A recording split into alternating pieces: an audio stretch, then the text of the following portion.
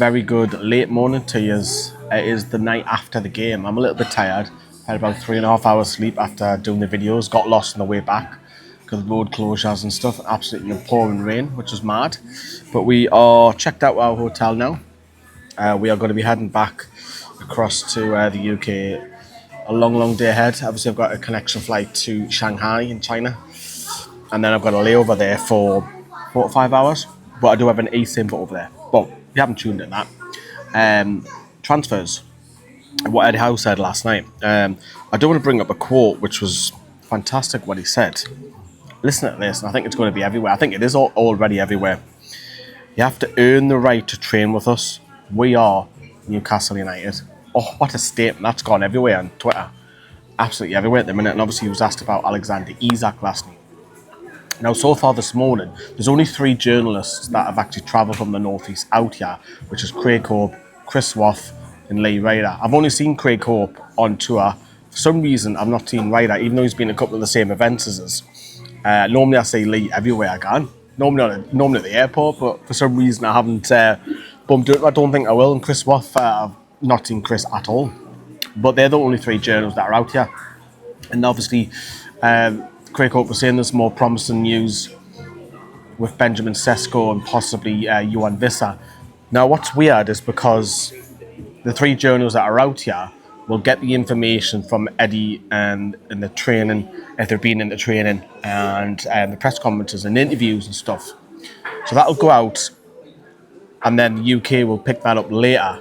However, news tends to break here, obviously with the time difference, normally after 4 and 5 p.m, which is mad. Now, the first bid that Liverpool come in with Isak, that happened about 8 o'clock on Friday night here, and I had already had a few drinks.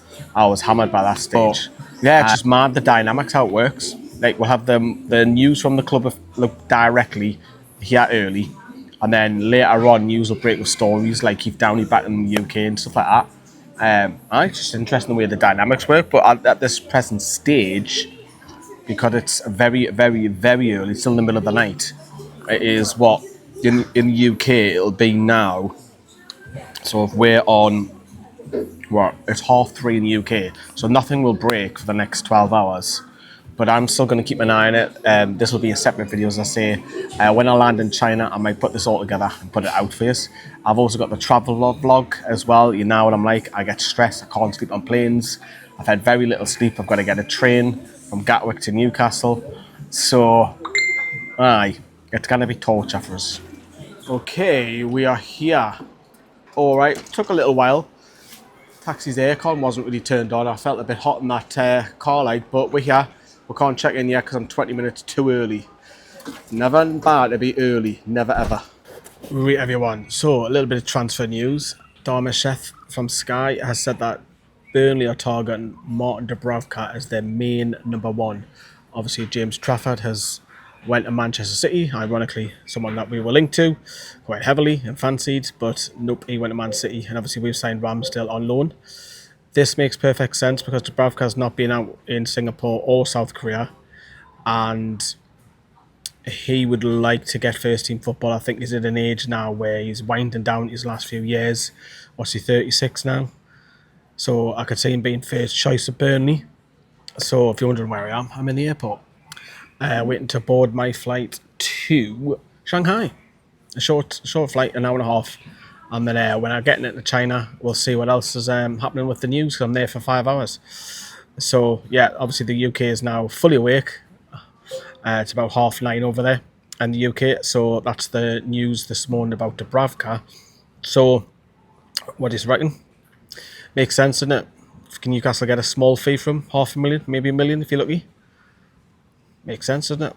All helps go back in the pot, but he needs first team football. And look, we've talked about it before on the channel that I don't think he'd deserve to be pushed down to second choice because he was playing well.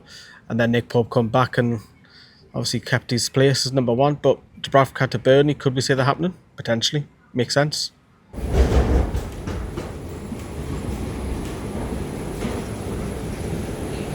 And just like that, we're in Shanghai, China.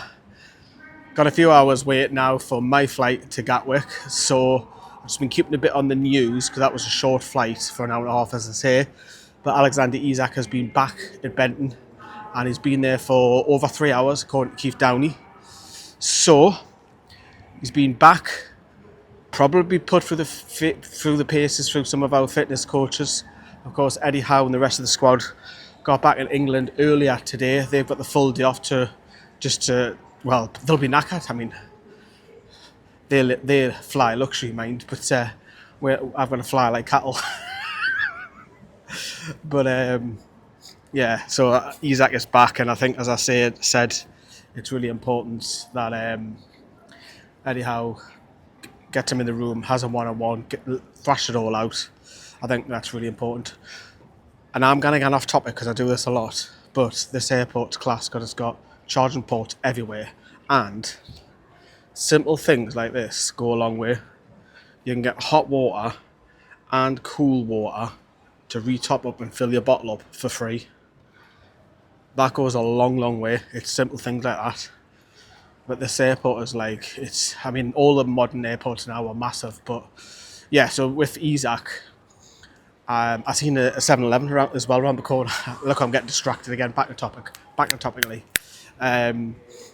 Look, with Isak, it's got to get thrashed out this week, hasn't it? It has to be.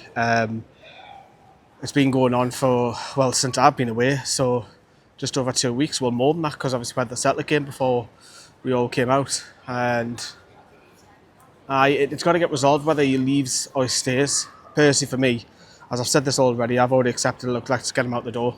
Let's try and get the money and reimburse it somewhere else. Reinvest it, not reimburse it. So for me, that's what I would do. Sesko, obviously, there's not much news about it. By the time I put this video out, there could be some more development because the flight that I'm going to get on is 13 hours. So long time. That'll be mostly, I'm trying to think UK time here because now I'm an hour back being this way. Trying to get my head around that as well. So it'll be, if it's from now, it'll be from 7, 8 o'clock onwards. So if there's any news after that, you'll probably miss it. Ooh, this is canny. Nice little deck out here. Let me show you this. I've even got more charging ports. Mint that in it. Not that you can see out of it. We'll get a little bit closer. But Isak's back at the club. That's the talking point. And Martin Dubravka. I think that's the two headlines to come from today. Yeah, so you've obviously got the European plugs and the Korean, Japanese plugs and the USBs. Obviously, I carry both of them. I pinched the one from Suwon, one that was in the hotel. Don't tell him that. But that's the headlines basically. Then, welcome to Gatwick. I've brought you to 3 different countries in this video. Can you tell I'm tired yet?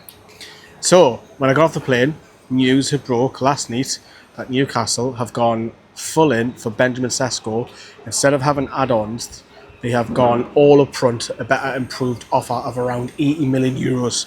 Previously, I think, was 75 plus 5. So looking at what Downie and Hope have said, that hopefully there could be some sort of movement on that in the next 24 hours or so. So obviously with it now being Tuesday, and I've got to get my head around that, because I've come from the other end of the world and gone back in time. Well, not back, you know what I mean. And so I'm currently waiting on the train to go to King's Cross. But before I jump on the train at King's Cross, I want some proper British food. Let me know in the comments down below, what is British food to you? And I gotta say fish and chips, aren't you?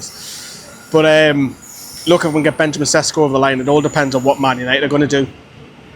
I think that's the next step, isn't it? So it's a big day, obviously. Alexander Isak should be back in the training ground. Eddie Howe will be back as well. So I said that earlier on, but it is now today. Yeah, get your head around that. But yeah, that's the news this morning. Benjamin Sesko possibly. Will Leipzig accept that? Do Newcastle need to improve that a little bit more? Look, if you've got to pay over the odds another 10 million, do it. You've got to get a striker for the doors as far as I'm concerned. But yeah, love yous and leave yous. I will finally love yous and leave yous this time. So back in England. It's a beautiful day. Where's the storm like? Where's the storm? See yous, everyone.